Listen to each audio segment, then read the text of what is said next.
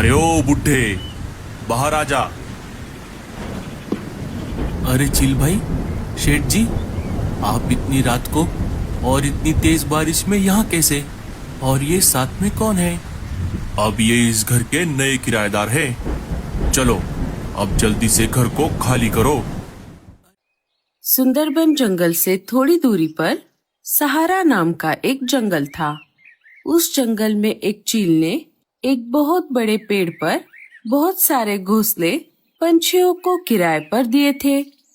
चलो आज 1 तारीख है, सारे किराएदारों के घर जाकर उनसे किराए के पैसे ले लेता हूँ।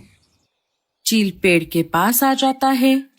घोंसला जितना बड़ा और सुविधाओं से भरपूर होगा, उसका किराया उतना ही ज्यादा होगा। पेड़ के सबसे ऊपर सबसे बड़ा और आलीशान घोंसला था, जिसमें एक परदेसी पंछी अपने परिवार के साथ रहता था। चील सबसे पहले उस घोंसले के बाहर आता है और घर का दरवाजा खटखटाता है। परदेसी पंछी घर के बाहर आ जाता है। अरे चिल भाई, कैसे हो आप? ये लीजिए हमारा इस महीने का किराया। अरे वाह वाह वाह वाह, परदेसी जी, आपकी ये बात मुझे बहुत अच्छी लगती है। इस पेड़ पर जितने भी घोंसले हैं, उनमें सबसे ज्यादा किराया आपके घोंसले का है। फिर भी हर महीने आप अपना किराया समय पर देते हो। और दूसरी तरफ वो बुढ़ा बुड्ढी है जो सबसे नीचे वाले घोंसले में रहते हैं। आज पूरे 6 महीने हो गए, उन्होंने अब तक किराया नहीं दिया।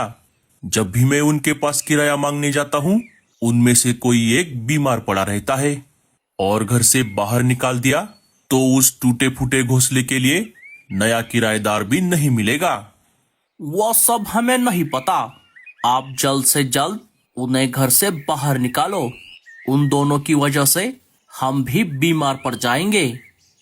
हाँ हाँ चिल भाई, हमारे भी छोटे छोटे बच्चे हैं, हमें उनके बारे में भी सोचना होगा। कहीं मेरे बच्चों को उन दोनों की बीमारी लग गई तो हम क्या करेंगे? अगर मैंने उनको अभी घर से बाहर निकाल दिया तो मुझे मेरा 6 महीने का किराया नहीं मिलेगा और मेरा घोंसला खाली रह जाएगा। और अब तक मुझे नया किराएदार नहीं मिला है। मैं अभी जाकर देखता हूँ।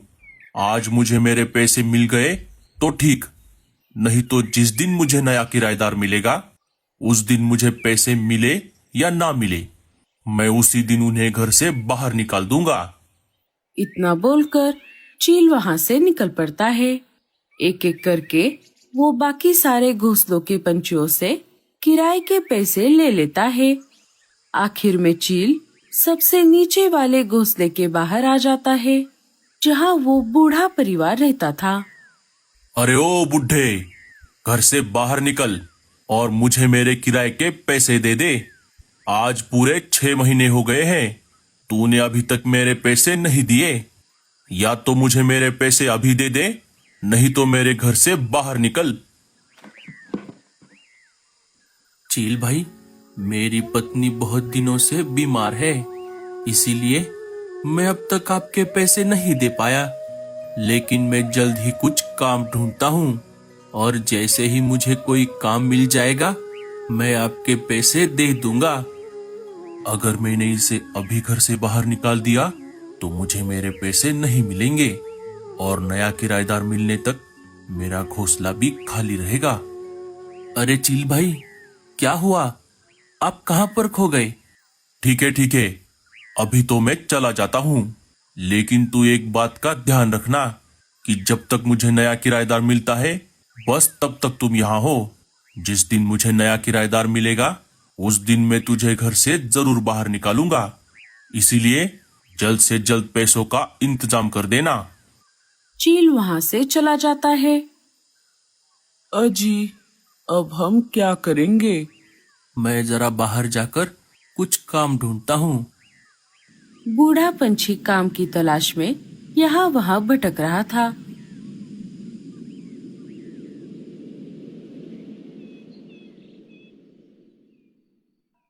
अरे कौन हो तुम और यहाँ पर क्या कर रहे हो?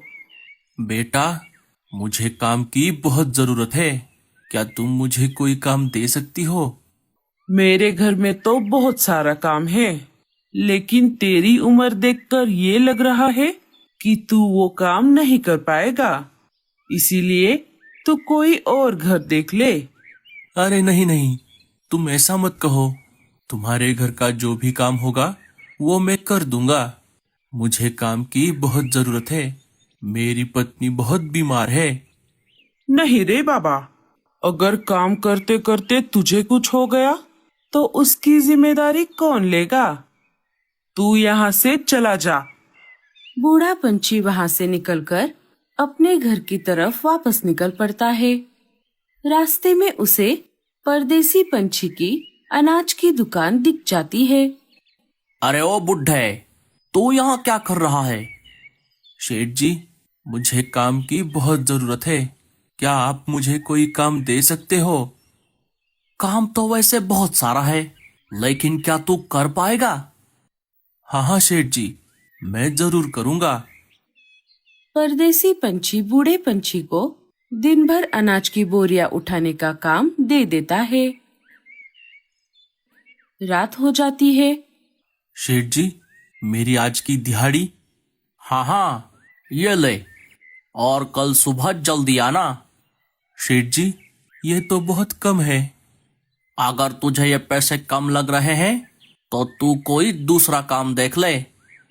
अरे नहीं नहीं शेठ जी, इतने पैसे काफी है। अब मैं चलता हूँ, कल सुबह जल्दी आऊंगा। बूढ़ा पंछी मजबूर था। वो पैसे लेकर अपने घर आ जाता है। परदेसी पंछी अपने बीवी को सारी बात बता देता है। इस पर दोनों जोर जोर से हंसने लगते हैं।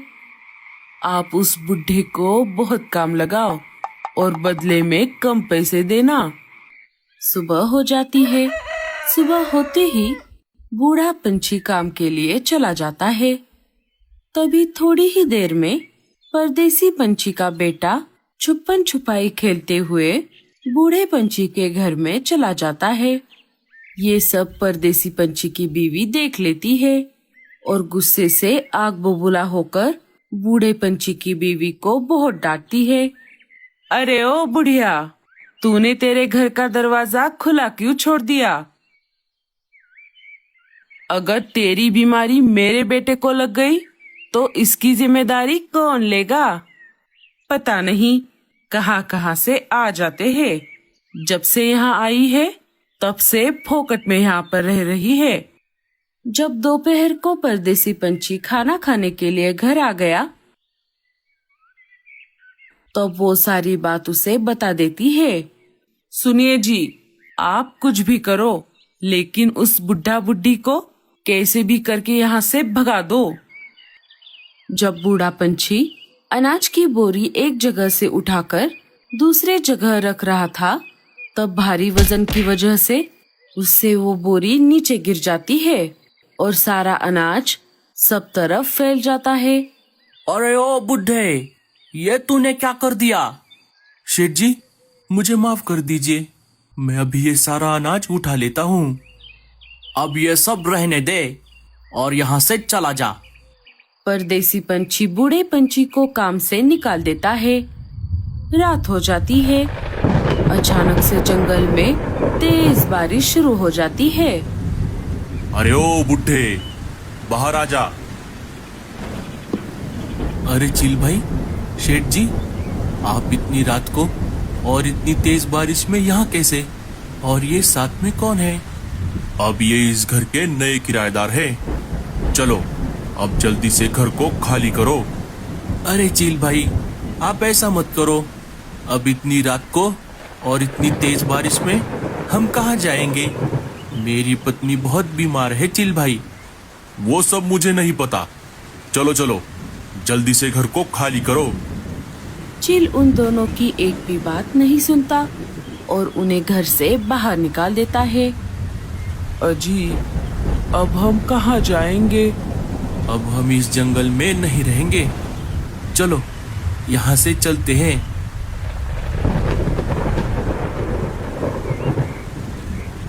बहुत देर तक उड़ने के बाद वो सुंदरबन जंगल में आ जाते हैं।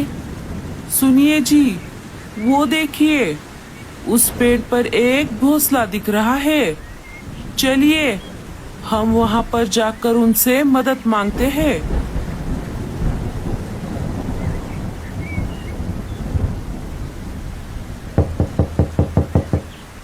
बेटा, हमारी मदद करो। लाडो उन्हें घर के अंदर ले लेती है। आप दोनों कौन हो और कहाँ से आए हो? बूढ़ा परिवार अपनी सारी आपबीती लाडो को बता देता है। अरे बाप रे, ये तो बहुत बुरा हुआ आपके साथ। लेकिन अब चिंता करने की कोई जरूरत नहीं है।